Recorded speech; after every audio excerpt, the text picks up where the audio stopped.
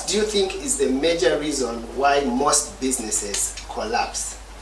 One of them is the mindset. I think as the Zambian community, we haven't really come up to, understanding business fully.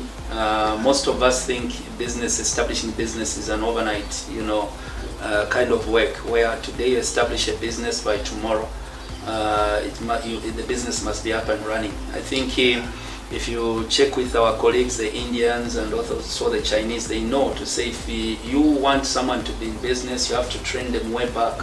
They start training their children from the time one is still young. They are training them, and then they are growing up with that mindset, because the business is a mindset. Okay, so they start training them from the time they are young. They grow up in business, and later on even they are able to understand even whatever must be done in a business setup. So I think the background of us Zambians, we are coming from a background where we've been told, even in terms of school, to say when you go to school, next is work. So our minds are tuned to work and not to business. I think business is a new thing. But even then, I think we must tell everyone must know to say it's a process. It takes so many years. Especially when you talk about establishing long-lasting businesses. If you check, most Zambians, it's just a hit and run. Today, tomorrow, the business is down. Why? Because we've never been educated to say, no, when you're establishing a business, it takes so many years. Like, you have to put in place a culture, you have to put in place systems, and a business culture takes so many years to establish. Systems, they take so many years. So all these things must be in place. But most of us are so impatient. We want by tomorrow, I must start making money, unfortunately.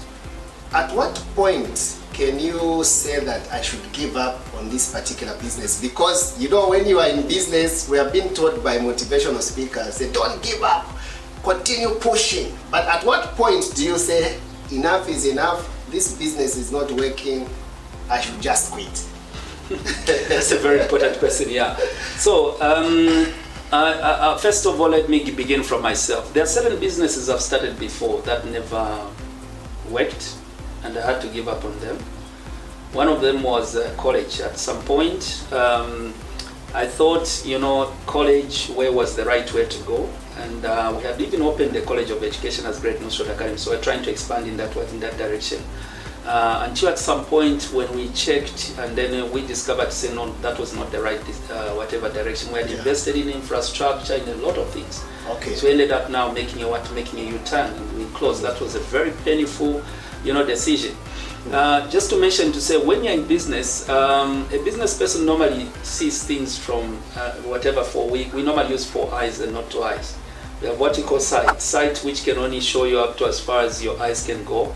And then we have what we call vision, where you're able to see. We read even the mood, the direction in future, how it will be. Right? Yeah. So what will happen and so on. And those are moments sometimes where you make a hard decision if you don't see well. Like the college business, we had foreseen a situation where there were going to be many private, universities. We had read the direction of tertiary education, said there were going to be many businesses, many colleges, and whatever. True to what now is happening. And we thought it wise to say it was not the right direction and so on. So we needed now to make a U-turn.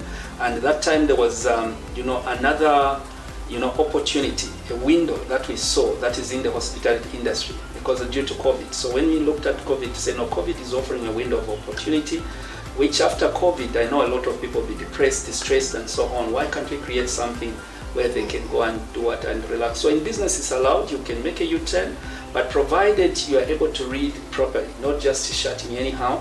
And if there's any alternative, and in any way, even when you're investing, we normally advise to say invest where your passion is. You must invest where your passion is. Where your passion is, that's your field.